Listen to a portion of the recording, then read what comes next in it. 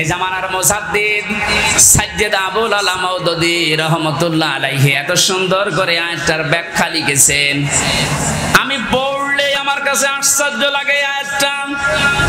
আল্লাহ পাক বলেন, এই পৃথিবীর ময়দানে জালেমদের দৌরাত্ম তো যাই হোক না কেন, দুনিয়া একদিন তো শেষ হবে। মরণের পরে আমি আল্লাহ নিজে জালেমদের বিরুদ্ধে নিজে মামলা দায়ের করব। এদেশে 15 বছর যারা ছিল, পৃথিবী এখন প্রমাণ পেয়েছে অন্তত আয়না ঘরের মাধ্যমে যে এরা জালেম ছিল। জালেমদের বিরুদ্ধে মামলা হামজার না আল্লাহর? এই কথা বলুন। এটা নির্দ্বিধায় এখন বলতে পারি, এদেশের দায়িত্বে যারা ছিল, বিশেষ করে 1734 জন মানুষ, একেবারে ওই উপর থেকে শুরু করে, আমি নিস্টার বললাম না, এ পর্যন্ত 1734 জন মানুষ দায়িত্ব পালন করেছে মেন জায়গায়। এই 1734 জন প্রত্যেকেই জালেম এবং জালেমের সহযোগী। এরা সব হামজার মামলার আসামি। কার? বলেন বলেন। আল্লাহর মামলার আসামি, যিনি নিজে রায় দেবেন, নিজে বিচারপতি, তিনি বাদী। যে মামলার বাদী যত কঠিন হয়, শক্ত হয় মামলা, কিন্তু এরকম ঝামেলায় পড়ে। আমি তো বলেছিলাম, আমার মামলা যদি রবিউল জাহাঙ্গীর স্যারের মতো এইরকম মানুষকেও মামলা দিত, টাকা পয়সা দিয়ে কবে আমি বের হয়ে চলে আসতাম। কিন্তু এমন মানুষ মামলা দিয়েছে, টাকা তো খাবে না, কারণ টাকা খেতে খেতে আর জায়গা নেই। তার পিয়নেরই 400 কোটি টাকা। কথা বলছে না, আমার কাছে আর কয় টাকা খাবে? এই জন্য সিএমএম কোর্ট, জজ কোর্ট, হাইকোর্ট মিলিয়ে আমার মামলাটা 30 থেকে 31 বার উঠেছে, এরপরও জামিন হবে না। বলেন তো কোথায় পৌঁছিয়েছে বিচার ব্যবস্থা? এটা মূল্য চুরি মামলা। মূল্য চুরি না? মূল্য চুরি করলে একটা অপরাধ হয়, আর আমার যে কিচ্ছু জানি না ওই বিষয়ে। কোন পাগল ছাগল নাকি একটা কাঁচি, ধান কাটা কাঁচি নিয়ে গেছে সংসদ ভাঙার জন্য। ওরে কালকে হাজির করেছিল কোর্টে, আমার পাশে দাঁড়িয়ে, আমার চেনো? না, আমার নাম বললে কি করে? বস আমারে বলতে বলিস। জজ সাহেব যে হাসছিল কালকে পরশুদিন, একেবারে খালাস দিয়েছে এমনি না। বলছে আমি কি দেখে বিচার করবে মামলার? কোন মাল ম্যাটারেস নেই, যা সব শেষ করে দিলাম, মামলা বলতে আর কিচ্ছু নেই।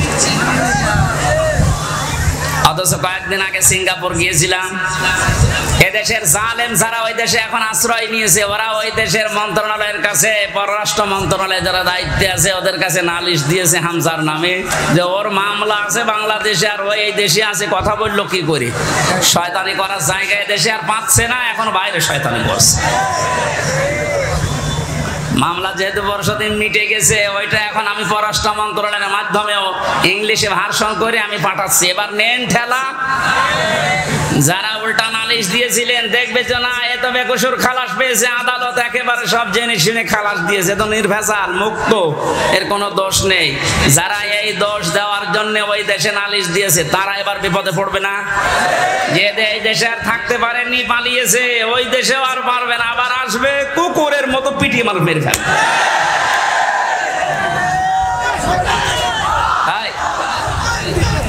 ঠিক আছে ভাই।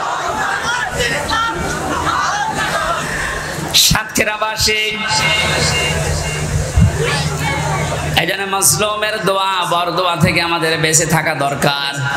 জালেমদের পরিণতি এত কঠিন এবং ভয়ঙ্কর, আল্লাহ নিজে যেহেতু মামলা দিচ্ছেন, যারা জালিম, এই জালিমদের পক্ষে থাকলে, সাহায্য করলে, সহযোগিতা করলে যেহেতু ঈমান নষ্ট হয়ে যায়, নবীর উম্মত থেকে বের হয়ে যায়। এখনো পর্যন্ত যারা এই জালিমদের পক্ষে সমর্থন জানাচ্ছেন, স্ট্যাটাস দিচ্ছেন, ভিডিও কলে কথা বলছে, আপা ভয় পাবেন না, আপনি ভয় পেলে আমরা ঘাবড়িয়ে যাই। কত বড় শয়তান!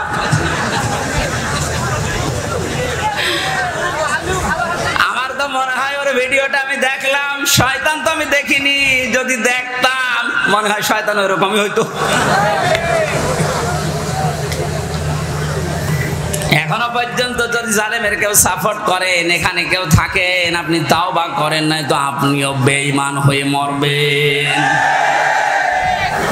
সুতরাং জালেম রাজা ভেবেছিল যে আমরা ক্ষমতা পেয়েছি, মনে হয় আল্লাহ আমারে দয়া করে দিয়েছে। আমারে যখন প্রথম সে 11 সালে 10 সালে গ্রেফতার করে, আমি সুদের বিরুদ্ধে কথা বলেছিলাম, তাই মসজিদ থেকে ধরে নিয়ে গেল যে উনি শিবির করে, শিবিরের ক্যাডার, রক কেটে বেড়ায়। আমার ওসি সাহেব নিয়ে গেল, প্রথমে যে আয়াতটা ধরছে যে কুলিল্লাহুম্মা মালিকাল মুলকি তুতিল মুলকা মান তাশা ওয়া তানজিউল মুলকা মিম্মান তাশা ইলা আখিরি আয়াত। উনি টেবিলের নিচে এভাবে খাতা রেখে বাংলায় লিখে নিয়েছে, আমার সামনে বসিয়ে বলছে, হুজুর এই আয়াতটার বাংলা বলেন তো। ঠিক আছে বলছি। আল্লাহ পাক বলেন, যাকে ইচ্ছা আমি ক্ষমতা দেই, যাকে ইচ্ছা ক্ষমতা থেকে নামিয়ে দেই। এতটুকু বলার পরে বলছো, হুজুর দাঁড়ান, যা বললেন এটা ঠিক আছে? হ্যাঁ, এটাই তো কোরআনের অর্থ। হাসিনাকে আল্লাহ ক্ষমতায় বসিয়ে রেখেছে, এটা আল্লাহ রেখেছে, আপনারা ঝামেলা করেন কেন? কোথায় টান দিয়েছে দেখেছে, কত বড় মুফাসসির।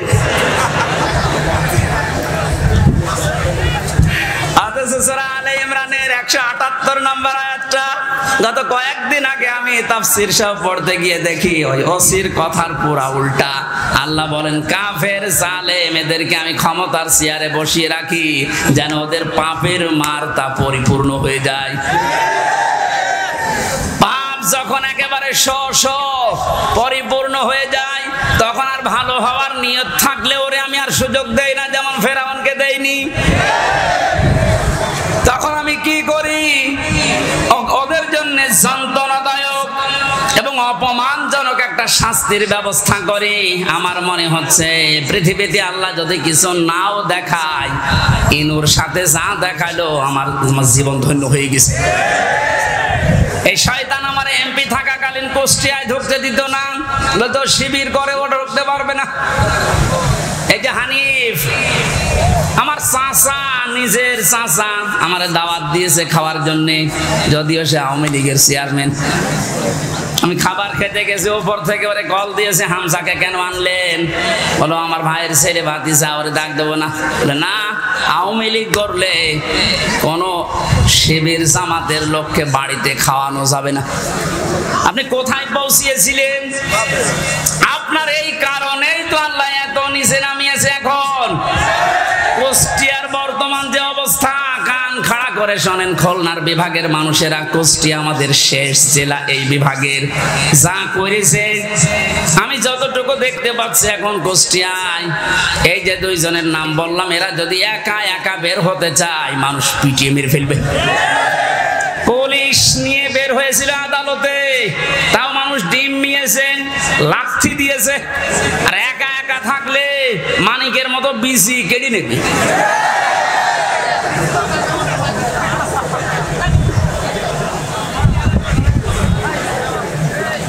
জালেমদের কিন্তু পরিণতি খুব খারাপ। তারা আল্লাহর মামলার আসামি, তাদের দুনিয়াও শেষ, আখিরাতও শেষ। হ্যাঁ, কথা বলেন না কেন? দুনিয়া শেষ কেন? আল্লাহু লা ইয়াহদিল কওমাজ জালিমিন, জালেমদেরকে আল্লাহ পথ দেখাচ্ছে না, দেখাবেও না। ইয়াহদি এটা মুজারে, বর্তমান, ভবিষ্যৎ, প্রেজেন্ট, ফিউচার। কোন জালেমকে আল্লাহ হেদায়েত দিচ্ছে না, দেবে না। এজন্য আমরা যেন জালেম না হয়, নারী হোক আর পুরুষ হোক, কোন বিষয়ে যেন জুলুম করবেন না। অনেক মহিলা আছে তার স্বামীর উপরে জুলুম করছেন, হ্যাঁ আছে। মেয়েরা মাঝে মাঝে কল দিয়ে বলো, হুজুর পুরুষদের বিরুদ্ধে কিছু বলেন না। না, আপনাদের বিরুদ্ধে বলছি এই কারণে, কারণ আপনার যে স্বামী যত খারাপ হোক, ও কিন্তু ফেরাউনের মতো না। ফেরাউনের জীবনে আমি পড়েছিলাম, এত বড় শয়তান, ভয়ঙ্কর স্বামী পৃথিবীতে কারো ভাগ্যে আসবে কিনা আমি জানি না। নিজের স্ত্রী আসিয়ার হাতের ভেতরে ব্রেক লাগিয়েছে, পায়ের ভেতরে শলাকা লাগিয়েছে, মাথার উপরে গরম তেল ঢেলে দিচ্ছে শুধু ইসলামের কারণে। এই কপালের ভেতরে ব্রেক দিয়েছে। এ কঠিন অবস্থায় যখন এই শাস্তি চলছিল, আল্লাহ জিবরাইলকে পাঠিয়ে দিলেন, জান্নাতটা মেলে ধরো। হযরতে জিবরাইল এসে যখন জান্নাত দেখালেন, হযরতে আসিয়া ডাক দিয়ে বলেছিলেন, মাবুদ তুমি আমার জন্য জান্নাত পাঠিয়েছো, আমি জান্নাত চাই না, আমি চাই তুমি যেখানে থাকো ওই জায়গায় একটা ঘর আমার জন্য বানিয়ে দাও, যেন সব সময় তোমাকে দেখা যায়। দ্বিতীয় নম্বর, একটু ভালো করে মেয়েরা, এটাই আপনার ওয়াজ। দ্বিতীয় নম্বর তিনি বলেছিলেন, অনাজ্জিনি মিন ফিরআউনা ওয়া আমালিহি ওয়া নাজ্জিনি মিনাল কওমিজ জালিমিন। সূরা তাহরিমের 12 নম্বর আয়াত। হযরতে আসিয়া বলেছিলেন, মাবুদ আমার স্বামী আমার উপর যে অত্যাচার জুলুম করছে, লোকজন দিয়ে নিজেও দেখতেছে, তুমি এই জুলুম অত্যাচার থেকে আমাকে বাঁচাও, কিন্তু আমার স্বামীর উপরে তুমি গজব দিও না।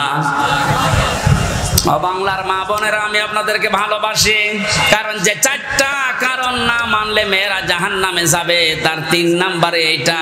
স্বামী যাদের আছে, এই মানুষগুলোকে যারা জায়েজ পন্থায় খুশি করতে পারে না, ওই মেয়ে লোক নামাজ রোজা হজ যাকাত করলো জাহান্নামী।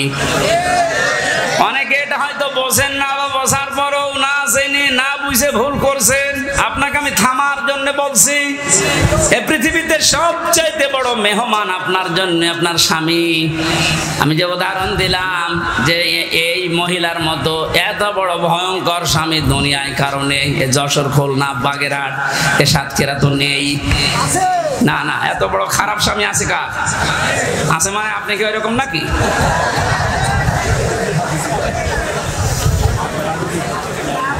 এত বড় শাস্তি দেওয়ার পরেও তিনি যদি বরদোয়া না দেন স্বামীর জন্য, আর আপনার একটা সাবান কম হয়ে গেলে, শাড়ি কম হলে আপনি বরদোয়া দেন।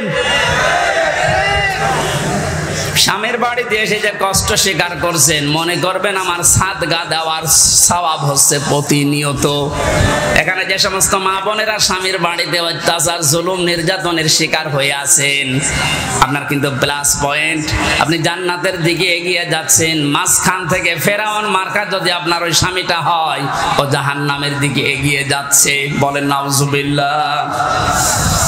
এই জন্য আমার স্ত্রীর দ্বারা যেন স্বামী জুলুমের শিকার না হয়, স্বামীর দ্বারা কোনো স্ত্রী যেন জুলুমের শিকার না হয়। জুলুম এত বড় মারাত্মক একটা অপরাধ। আর জুলুমু যুলুমাতু ইয়াউমাল কিয়ামাহ, নবীজি বলেন জুলুম কিয়ামতের দিন ঘোর অন্ধকার হয়ে মানুষের সামনে দেখা দেবে। যেন আমরা যা করি না কেন, অন্তত জুলুম থেকে যেন আমরা বেঁচে থাকি। বলেন আমিন। এটা আল্লাহ এত বেশি ঘৃণা করেন এই জুলুমকে। সূরা ইব্রাহিম 13 নম্বর পারা 19 নম্বর পৃষ্ঠা 12 নম্বর লাইনের 42 নম্বর আয়াতটা আল্লাহ জালেমদেরকে নাজিল করেছেন তাদের দেখে। ওয়ালা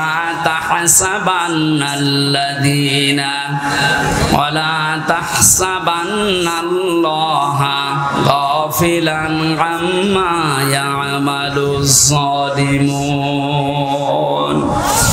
রব্বুল আলামিন বলেন, নবী আপনি কি মনে করেন যে জালেমদের সম্পর্কে আমি কোনো খোঁজ খবর রাখি না? আমি সব চাইতে বেশি খোঁজ রাখি জালেমদের কাছের উপরে। এই জন্য জালেম বিদায় নিয়েছে। কিয়ামত পর্যন্ত এই দেশের এই চেয়ারে যেন কোনো জালেম বসতে না পারে, সে ব্যবস্থা আমাদের এখনই করা লাগবে। আমার কথার অর্থ যদি না বুঝে থাকেন, ঝড়ি কোদাল নিয়ে আসেন। কথা বুঝতেছেন? পৃথিবীতে কোনো জালেম জানোয়ার চেয়ারে আসতে না পারে, সে ব্যবস্থা আমাদের এখনই ওই পথগুলো বন্ধ করা লাগবে। কারণ জালেম যদি আবার আসেও কিন্তু আরো ভয়ঙ্কর হবে। দরুদ আর সালাম পাঠ করে আমার আজকের আলোচনার বিষয় হচ্ছে হাসরের ময়দানে 5 ধরনের মানুষ শুধু কাঁদবে। আমি কোরআনে কারীম থেকে সূরা শুআরার 102 নম্বর একটা মাত্র আয়াত পড়ছি।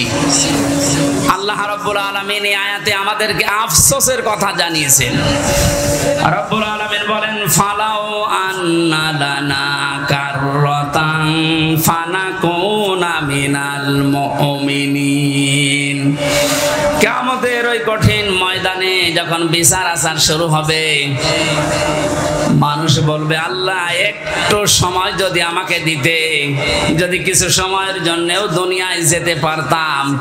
এই কাররাতান মানে মাররাতান ওয়াহিদা, মানে একবার, একটা বারের জন্য যদি একটু সুযোগ দিতেন, শুধু যেতাম আর ভালো হয়ে যেতাম। মিনাল মুমিনিন, আমি বিশ্বাসী মুমিন হয়ে তারপরে তোমার কাছে আসতাম।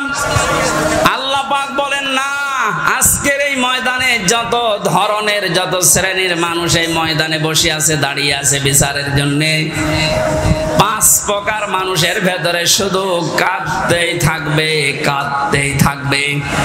এখন আগে মিলিয়ে দেখেন তো এই 5 প্রকারের ভেতরে আপনি আছেন কিনা। 1 নম্বরে কোরআনে কারীম নাম দিয়েছে তাদের যারা কাফের। কারা কাফের? তো দেশে নেই। কোন মানুষ যদি কাফেরকে কাফের না বলে, কাফের ধারণা না করে, সেও কাফের। এক কথা বুঝতেছেন? আপনি কাফেরকে কাফের মনে করেন না, ধারণাও করেন না, মনে করেন না আমার মতোই ও মুমিন, আপনিও কাফের হয়ে যাবেন। কোরআনে কারীম কাফের কাদেরকে জানিয়েছে, ইন্নাল্লাযীনা কাফারু বিআয়াতিনা। কাফেরের যতগুলো সংজ্ঞা আছে, 1 নম্বরে আল্লাহর কোরআনের আয়াতকে যারা মিথ্যা মনে করে, এরা হচ্ছে কাফের। এদেশে এরকম মানুষ নেই?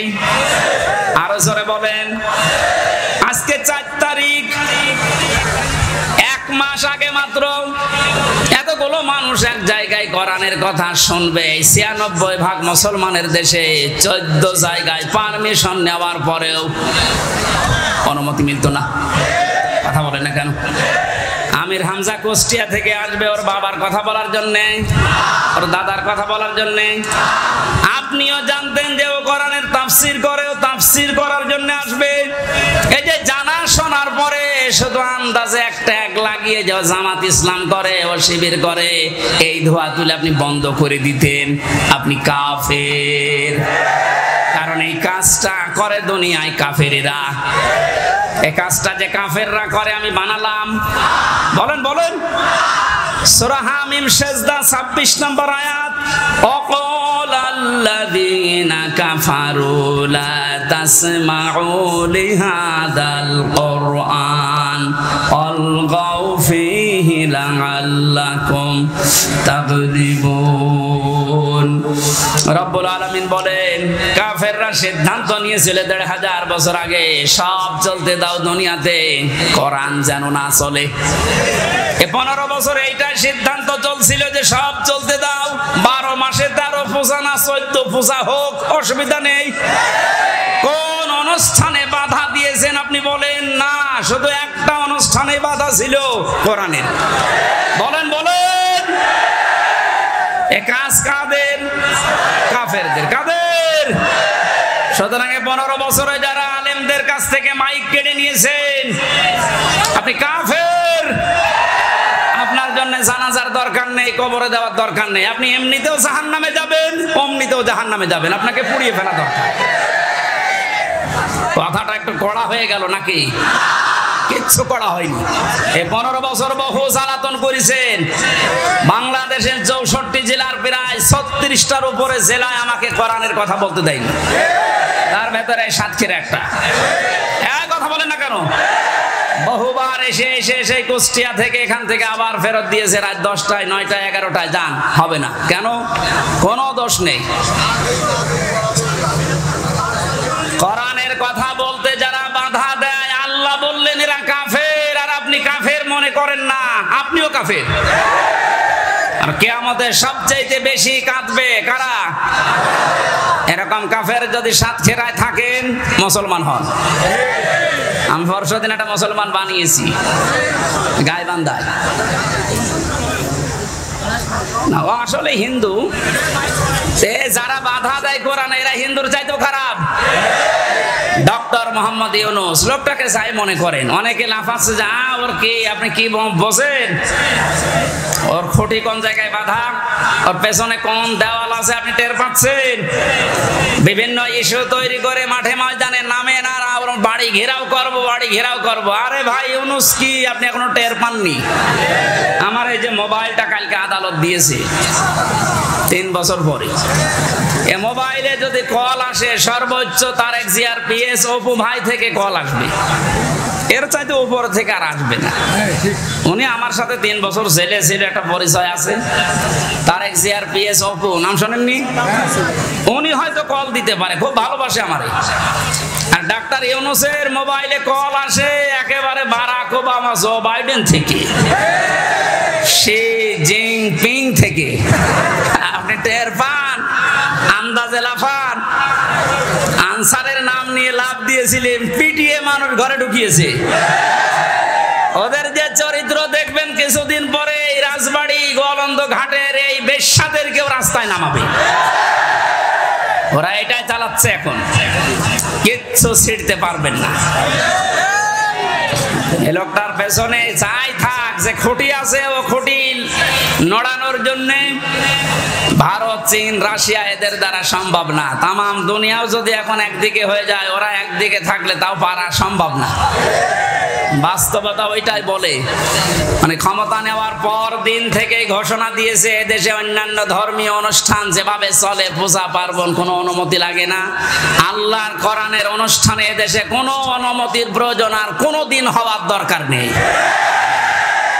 ওনার জীবনে কি আছে না আছে আমি জানি না। আল্লাহ যদি ওনাকে মাফ নাও করে, এই কথাটার কারণে আশা করছি মাফ করে দেবে। যে লোকটা কোরআনে কারিম এভাবে ওপেন করে দিতে পারে, যারা উন্নয়নের রোল মডেল করছিল, কি করেছিল তারা? তারা আরো 144 ধারা জারি করে কোরআনের আলোচনা বন্ধ করে দিত। এজন্য কাফেরদের সাথে আত্মীয়তাও বন্ধ করা লাগবে। আমার বংশের 100 জনের 98 জন এরকম ছিল। আমি ঘোষণা দিয়ে দিয়েছি অলরেডি, কারণ এরা খুব খুশি ছিল আমি ছেলে থাকাকালীন। এরা খুব খুশি ছিল। আমার বাবাকে মাঝে মাঝে টিটকারি দিত যে নাও করো এবার জামাত ইসলাম। 5 তারিখের পরে ও যখন পালিয়েছে 1:30টার সময়, বিকাল 5টা বাজতে বাজতে বাড়ি থেকে কল যাচ্ছে, ভাতিজা আমরা সব আল্লাহর ওলি হয়ে যাচ্ছি। এখন আল্লাহর ওলি হচ্ছ, এর আগে কি করেছিলে? কাফেরদের জানাজা পড়া যায় যাচ্ছে। ঘোষণা দিয়েছি যারা ইসলাম কায়েম হবে এইটা চাই না, সে আমার বংশের লোক না, আমার বাবা হলেও জানাজায় আমারে ডাকবেন না। কারণ ওর জানাজা হামজানা, কাবা শরীফের ইমাম পড়ালেও জাহান্নামে যাবে।